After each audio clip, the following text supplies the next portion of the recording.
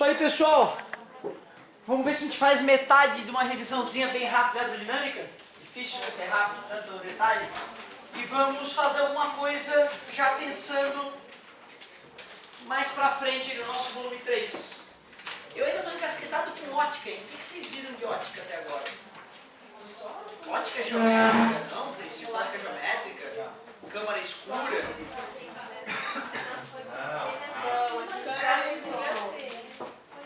Ele deu uma microaula. Mas era do colar com essa parte? Não, é que assim, ó, vou explicar. Teve um dia que tiveram que juntar as duas turmas lá em cima. E daí não tinha uma matéria pra te dar que os dois tivessem junto. Entendi. Os dois intelectos. Aí tu disse, então eu vou dar a ótica, que é lá na frente. E daí você já tem um pouco. Daí tu deu só a introdução. Só a introdução. É isso aí. Então, de repente, eu percebi toda essa ótica, então, do começo mesmo. Ô, galerinha, olha só. Eletrodinâmica. Começa o seguinte.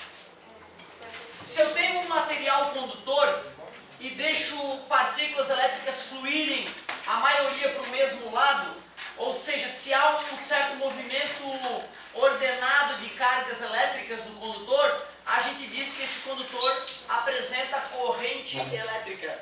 Originalmente pensavam que eram partículas positivas que eram responsáveis por essa corrente elétrica.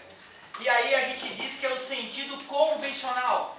Depois, com o avanço dos estudos, a gente percebeu que na verdade são os elétrons que têm mobilidade. E, portanto, a gente percebeu que o sentido convencional era errado e vimos que o sentido verdadeiro dos elétrons era oposto ao que se imaginava. Como é que a gente mede a intensidade de corrente elétrica? Intensidade de corrente elétrica. Intensidade de corrente elétrica é só pegar a quantidade de carga que atravessou uma parte do fio e dividir pelo tempo que ela demorou para atravessar. Como quantidade de carga é coulomb e tempo é segundo, a gente chama de ampere, a unidade de corrente elétrica. Ampere se escreve. Intensidade de corrente elétrica. Essa fórmula, não custa, né? Essa fórmula ela é muito bem-vinda quando a corrente elétrica tem um valor constante. Porém, se eu não tiver uma corrente constante, para eu poder calcular a intensidade da corrente elétrica, eu tenho que pegar o gráfico carga versus tempo e mais uma vez calcular a área. Desculpa. Se eu tenho corrente elétrica versus tempo, se eu quiser calcular a quantidade de carga, eu vou calcular a área. Quantidade de carga é igual a área. Para que a gente estude os circuitos elétricos, a gente tem que entender o que cada uma dessas figuras aí representadas indica.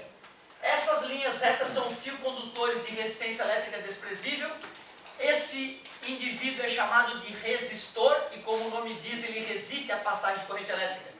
E essa aqui é a fonte de tensão, ou diferença de potencial, que a gente tem usado U, né, para representar quantos volts ela apresenta.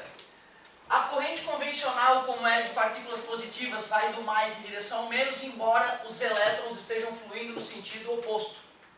Nós vimos que se nós fizermos um experimento comparando a tensão elétrica em cima do resistor e a corrente elétrica que o percorre, a gente poderia usar um voltímetro e um amperímetro, né, para fazer essas medidas. O que nós verificamos comparando o U e o I que atuam no sujeito? Se para 10 volts eu tenho 5 ampere, para 20 volts eu tenho 10 ampere, para 30 volts eu tenho 15 ampere. E essa proporcionalidade se mantém desde que a temperatura seja constante. Temperatura constante. Se eu faço esse experimento mantendo o resistor com temperatura constante, a grande imensa maioria dos resistores vai apresentar essa característica. Como nós supomos que isso funcionava para todos os resistores, a gente chamou essa proporcionalidade de primeira lei de Ohm. Primeira lei de Ohm diz que U sobre I apresenta um valor constante. Só que hoje a gente diz que isso só é válido para resistores ômicos. Resistores ômicos são são aqueles que obedecem à primeira lei de Ohm. Não confundir o fato de U sobre I ser constante para um resistor ôhmico com a definição de resistência elétrica. Definição de resistência elétrica. A resistência elétrica de um resistor qualquer pode ser calculado pela razão entre U e I. É daí que surge a famosa URI, a formulazinha sagrada dos circuitos elétricos. Também vimos a segunda lei de Ohm. Segunda lei de Ohm nos permite calcular a resistência elétrica de um condutor, conhecendo a resistividade do material que compõe o fio, a área da seção e o comprimento do fio. A resistência elétrica desse fio é o produto da resistividade pelo comprimento dividido pela área da seção reta do fio. Segunda lei de Ohm. Se nós temos condição de aplicar a definição de resistência elétrica em circuitinhos simples como esse, para a gente poder migrar para circuitos mais elaborados, precisamos estudar ou revisar a associação de resistores. Associação de resistores. Em série, para calcular o resistor equivalente, basta fazer o que, meus queridos? Somar. Basta somar os resistores. E qual é a característica da associação em série? A corrente elétrica é igual. A corrente que passa pelo primeiro passa por todos. É a associação chamada de divisora de tensão. Já quando os resistores estão conectados em paralelo, o que é igual para todos é a tensão elétrica. E se eu quiser achar o resistor equivalente, eu tenho que usar aquela formulazinha chata. 1 sobre R1 mais 1 sobre R2 mais 1, blá blá blá. Cuidado, hein? Se eu aplico uma certa tensão nesses resistores, todos vão ter a mesma tensão. O V no resistor 1 vai ser igual ao V3, vai ser igual ao V2, V1 igual a V2 igual a V3, porém, se chega uma corrente elétrica aí aqui, uma parte passa pelo resistor 1, uma parte pelo 2, uma parte pelo 3, por isso que essa associação em paralelo é chamada de divisora de corrente. Associação em série, divisora de tensão, associação em paralelo, divisora de corrente. Assim nós podemos agora já arriscar circuitos elétricos um pouco mais elaborados. Já se aproximando do finalzinho da nossa revisão, vale a pena dar uma olhada em geradores e receptores elétricos, né? Vimos ou não vimos geradores e receptores? Vimos, né? E aí, ao revisar isso, eu vou fazer um exemplo para a gente discutir algo novo. Que correria! Quase ritmo de cena essa nossa revisão, hein? Então, olha só. Receptores e geradores. Geradores. Sem um pouquinho mais lento, né? Geradores e receptores. Receptores. Geradores são como baterias, pilhas, tomadas, usinas hidrelétricas, termoelétricas. Um gerador a diesel. Poderia até ser um alternador de carro. Receptores, podemos pensar em motores elétricos. Ou seja, vai converter energia elétrica em outra forma de energia que não é elétrica e não é térmica. Porque quem converte energia elétrica em energia térmica é o resistor, por efeito Joule. Se nós fôssemos olhar a estrutura de geradores e receptores, nós não saberíamos diferenciar um do outro. Porque ambos têm resistência interna e ambos têm uma certa diferença de potencial no seu interior. Resistência interna. Porém, o gerador, a gente chama a diferença de potencial interna dele de força eletromotriz, enquanto o receptor a gente chama a força contra-eletromotriz. O que vai diferenciar mesmo se o cara é gerador ou receptor é para onde a corrente elétrica flui. No gerador, a corrente elétrica tem que fluir no sentido definido pela DDP, do mais em direção ao menos por fora do gerador. Já esse sujeito, para que ele seja um receptor, a corrente elétrica tem que fluir no sentido oposto da DDP, senão não seria uma força contra-eletromotriz. Nós vimos o que sobre geradores e receptores? Nós vimos primeiramente a equação que nos permite calcular a diferença de potencial nos polos. No gerador é força eletromotriz menos R vezes I. Enquanto no receptor, a DDP nos polos é a força contra-eletromotriz mais R vezes I. Equação do gerador, equação do receptor.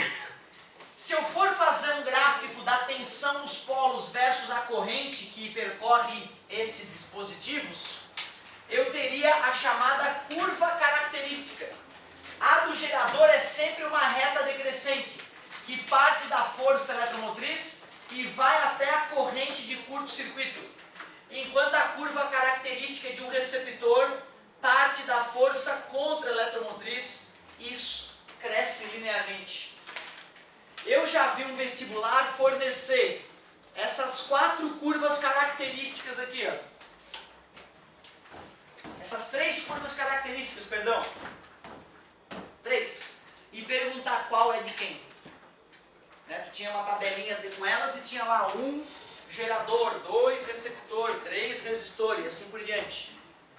Então tu vê, né? Tu tens que saber que isso aqui é a curva característica de um receptor. Só de bater o olho. Tens que reconhecer que isso é a curva característica de um gerador. E tens que saber que esse aqui é o gráfico de um resistor. Porque quando o I é 0, V é 0, né? Não tem força nem eletromotriz, nem contra-eletromotriz. Outra coisa que eu comentei com vocês era como se calcula a potência máxima de um gerador. A potência máxima de um gerador, ela ocorre bem no meio da curva característica. Para que a gente possa fazer esse cálculo sem o sofrimento que foi na aula original, a gente primeiro tem que saber calcular a corrente de curto-circuito. Olhando para o gráfico, eu percebo que quando ocorre a corrente de curto-circuito, a DDP nos polos é 0. Portanto, se eu colocar 0 na fórmula aqui em cima, eu isolo o I e fica E sobre R, que é como se calcula a corrente de curto-circuito. Portanto, a metade dessa corrente de curto-circuito é a metade desse E sobre R, que é E sobre 2R. Se a força eletromotriz está ocorrendo aqui, na metade do gráfico vai ser a metade dela, E sobre 2. E nós vimos que para calcular a potência elétrica é U vezes I. Não hoje, né? Vimos há tempos atrás. Tensão versus corrente, deduzida a partir da eletrostática. Se o U que atua num gerador na condição máxima é E sobre 2 e a corrente é E sobre 2R, multiplicando, a fórmula da potência máxima fica E ao quadrado sobre 4R. É uma forma, por incrível que pareça, mais prática de obter a fórmula da potência máxima. Além da potência máxima, nós vimos outras 3 potências em um gerador e no receptor. Vamos fazer uma tabela com essas potências. Nós temos potência dissipada, potência útil e potência total. Essa potência total, ela é chamada de forma diferente no gerador e no receptor. Vamos fazer então de forma bem organizada dessa vez. Gerador e receptor. Além da fórmula P igual a U vezes I para calcular a potência elétrica, usando o nosso URI, surgiam outras 2 fórmulas, lembra? Substituindo U por R vezes I, fica RI ao quadrado, ou o nosso querido FIR, que o amigo nos brindou, certo? E o I é U sobre R, substitui ali, fica U ao quadrado sobre R. Essas são as 3 fórmulas clássicas para calcular a potência elétrica.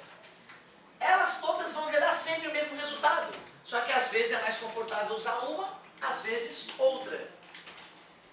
Não importa se eu falo de gerador ou de receptor, se me pedirem a potência dissipada, é só eu pegar P igual a R vezes I ao quadrado e substituir o Rzão pelo Rzinho, para deixar claro que eu estou falando da resistência interna. Rzinho I ao quadrado, a fórmula é igual para gerador e receptor. Porém, um gerador, o que eu utilizo dele é a força eletromotriz. Por isso que a potência útil em um gerador é E vezes I. Porém, em um receptor, o que eu aproveito em um receptor é a energia que ele me disponibiliza nos polos. E a tensão nos polos a gente chama de V, ou U poderia ser também. Como eu chamei de V aqui, então a potência ficaria V vezes I. Observem, e não vai ter essa fórmula no formulário, tá? Isso que é importante, tem que ter um pouco de bom senso para perceber que da tua bateria do carro, tu nunca vai usar os 12 volts que tu comprou dela. Tu só vai usar a tensão que é aplicada por ela no circuito, que é sempre um pouco menos do que os 12 volts. Bom,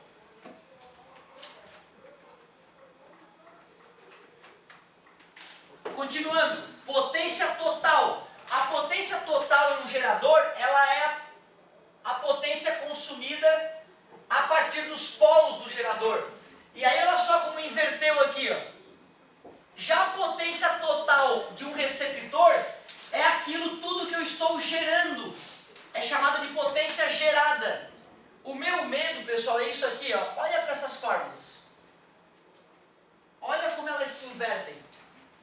Se o cara não sabe que o que eu aproveito de um gerador é a força eletromotriz subtraída da tensão dos polos, é errado. Então ao contrário. Por isso que eu estou me enrolando tanto. Motor. Isso aqui é um motor. Eu vou lá e engato o meu motor na tomada, que tem quantos volts? 220.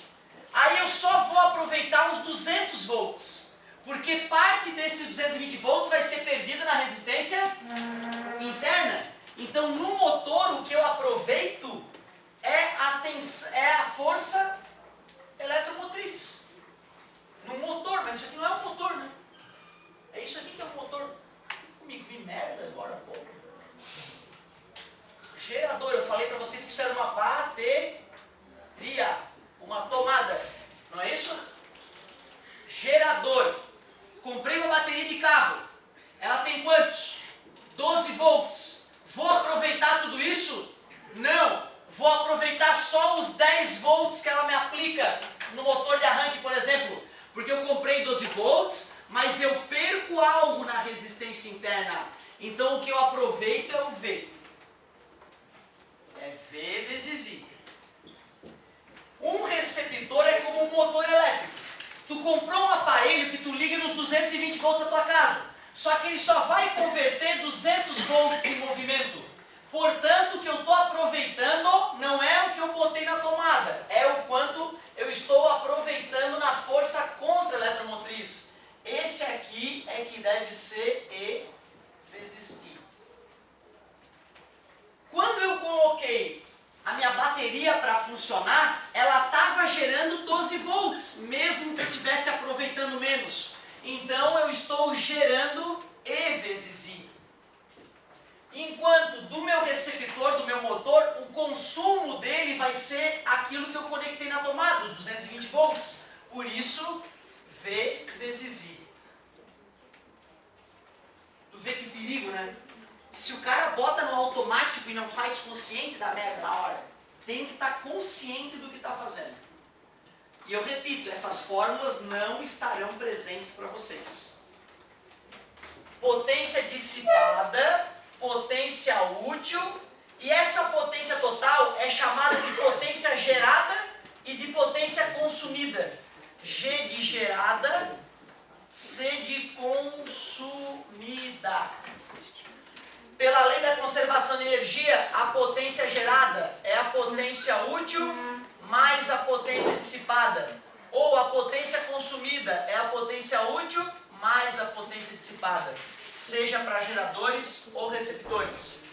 E agora sim, para fazer o exemplo final, eu gostaria de mostrar a ideia de rendimento.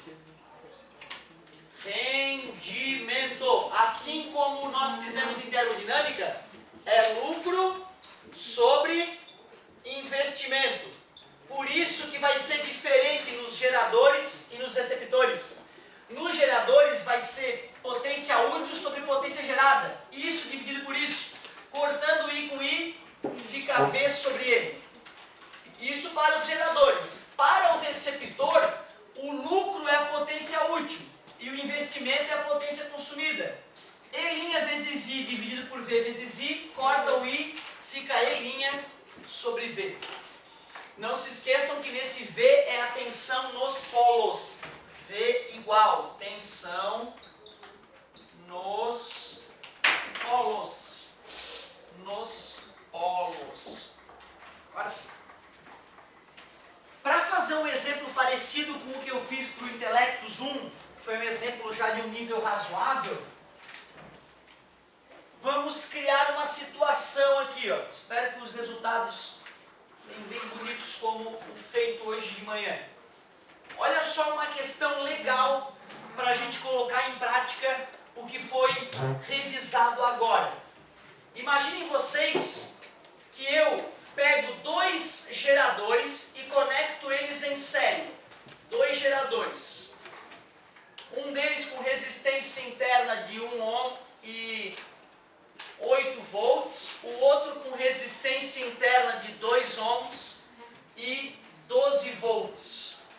E conecto esses dois geradores em dois receptores que estão em paralelo. Dois receptores iguais em paralelo. Ambos com resistência de 4 ohms e tensões de 10 volts. As perguntas: qual é a corrente que percorre o circuito? Qual é a potência dissipada no no gerador de 12 volts? Qual é a potência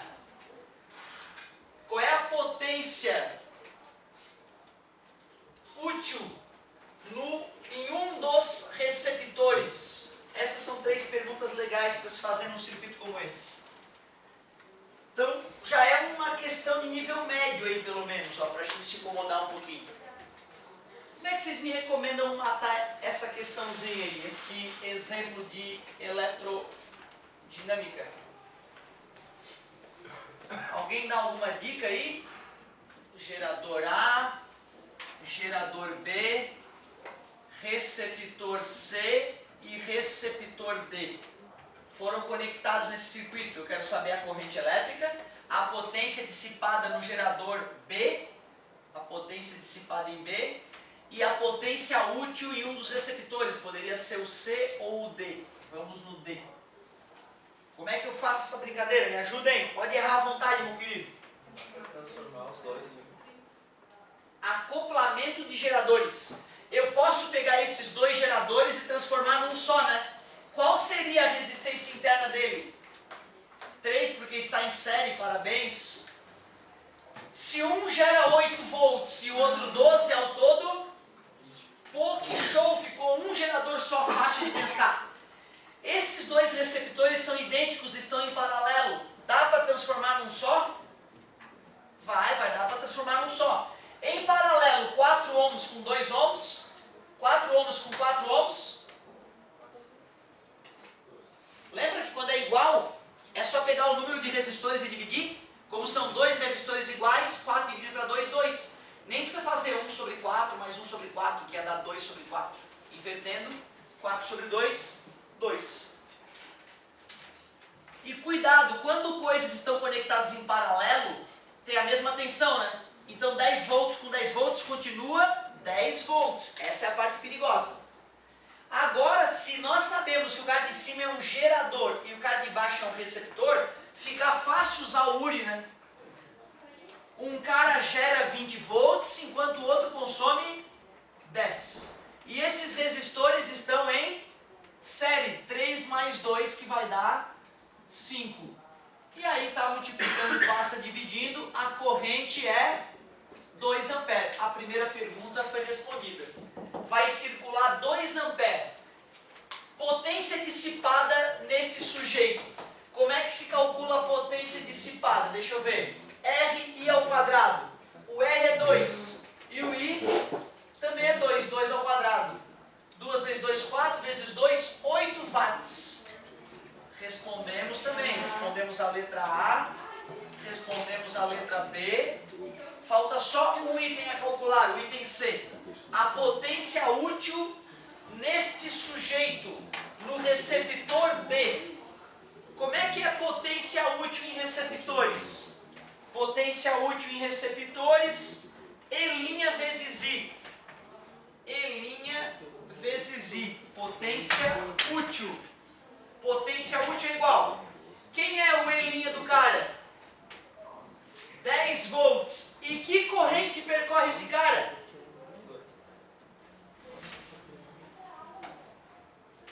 Não.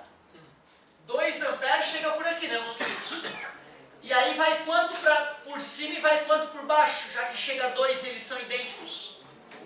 É, né? 1 ampere para cada um, né? Se eu tivesse pedido a potência útil em ambos os receptores, seria correto fazer 10 vezes 2, 20. Mas como eu pedi só no receptor D, então a corrente deveria ser 1 ampere. 10 vezes 1, 10 watts, a potência aproveitada neste indivíduo. Então uma questão que já fica bem completinha aí no vestibular, já dá o que falar. Pouca gente acerta.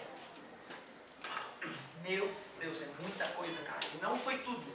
Se a gente fosse ver os vídeos e olhar ponto a ponto, tem muitos detalhes que nós passamos batido aí. Mas fizemos uma revisão.